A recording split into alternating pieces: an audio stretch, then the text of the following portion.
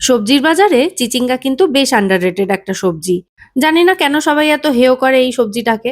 আমার কিন্তু বেশ পছন্দের একটা সবজি এই চিচিঙ্গা।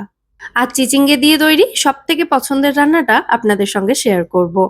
তো সবার প্রথমে ৩ টে মাঝারি সাইজের চিচিঙ্গা নিয়েছি এবং এই ৩ টে চিচিঙ্গার ওজন ছিল ৪৫০ গ্রাম মতো। তো চিচিঙ্গার খোসা ছাড়িয়ে ভালো করে ধুয়ে নিয়ে তারপর চিচিঙ্গাগুলো কেটে নিতে হবে। প্রথমে এভাবে গোল, গোল করে কেটে তারপর মাঝখান থেকে ২ টুকরো করে নিতে পারেন, অথবা প্রথমেই ২ টুকরো করে নিয়ে মানে লম্বালম্বি করে ২ টুকরো করে কেটে নিয়ে তারপর ছোট, ছোট টুকরো করে নিতে পারেন। আর চিচিঙ্গের বীজ যদি শক্ত থাকে তাহলে সেগুলো বাদ দিয়ে দেওয়ার চেষ্টা করবেন।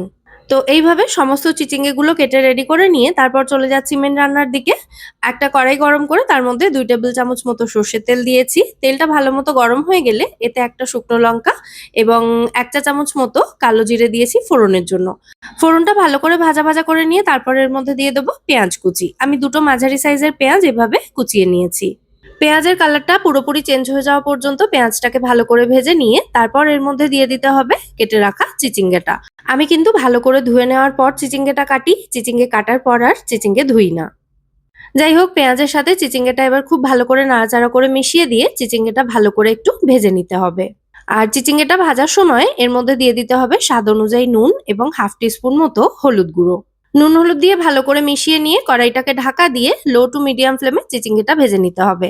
আর এদিকে একটা মিক্সার জারে আমি ৪ টেবিল চামচ পোস্ত আর ৩ টে শুকনো লঙ্কা একসাথে মিহি করে বেটে নেব। শুকনো লঙ্কার পরিবর্তে কেউ চাইলে কাঁচা লঙ্কাও দিতে পারেন, তবে শুকনো লঙ্কা দেওয়া হলে এই রান্নার ফ্লেভারটা কিন্তু খুব ভালো হয়।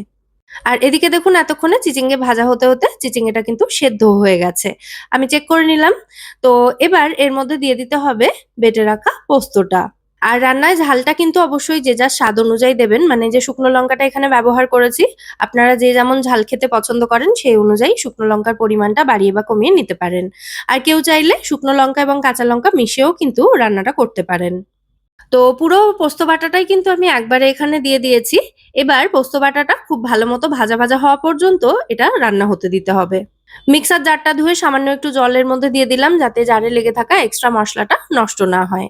তো আবারও হাই ফ্লেমে রেখে সমস্ত কিছু একসাথে খুব ভালো করে নাড়াচাড়া করে একদম ভাজা, ভাজা করে নিচ্ছি। পুরো ব্যাপারটাই কিন্তু একদম এরকম শুকনো, শুকনো হয়ে যাবে। তো যখন দেখবেন চিচিঙ্গে পোস্তটা একদম এরকম শুকনো ঝরঝরে টাইপের হয়ে এসেছে, তখন এর মধ্যে দিয়ে দিতে হবে স্বাদ অনুযায়ী সামান্য একটু মিষ্টি আর সামান্য একটু কাঁচা সর্ষের তেল। তারপর আবারও সমস্তটা খুব ভালো করে নাড়াচাড়া করে একবার মিশিয়ে নিলেই কিন্তু আমাদের দারুণ সুস্বাদু চিচিঙ্গে পোস্ত এখানে একেবারে রেডি হয়ে যাবে সার্ভ করার জন্য। গরম ভাতের সাথে এই চিচিঙ্গে পোস্ত খেতে কিন্তু জাস্ট অপূর্ব লাগে। অবশ্যই রেসিপিটা আপনারা বাড়িতে ট্রাই করে দেখতে পারেন। অনেকেই হয়তো এই রেসিপিটা বাড়িতে আগেও ট্রাই করেছেন, খুবই পরিচিত একটা রেসিপি। তাও যারা চিচিঙ্গে খেতে পছন্দ করেন না তারা এইভাবে চিচিঙ্গে রান্না করে খেতে পারেন। কথা দিচ্ছি এইভাবে চিচিঙ্গে রান্না করে খেলে যাদের চিচিঙ্গে পছন্দ না তারাও কিন্তু চিচিঙ্গেকে পছন্দের সবজির তালিকায় রাখবেন। রেসিপিটা আপনাদের কেমন লাগলো সেটা কিন্তু অবশ্যই আমায় কমেন্টে জানাবেন। যদি ভালো লেগে থাকে ভিডিওটাকে বরাবরের মতো একটা লাইক এবং শেয়ার করে দেওয়ার অনুরোধ রইলো। সাথে এরকমই নিত্য নতুন রেসিপি পাওয়ার জন্য আমার চ্যানেলটাও সাবস্ক্রাইব করে আমার পাশে থাকতে পারেন এবং আমায় সাপোর্ট করতে পারেন। আজ তাহলে এ পর্যন্তই। আবার দেখা হবে আপনাদের সঙ্গে পরের পর্বে নতুন কোনো রেসিপির সাথে। সবাই সুস্থ থাকবেন, ভালো থাকবেন এবং সব্বাইকে খুব ভালো রাখবেন। নমস্কার।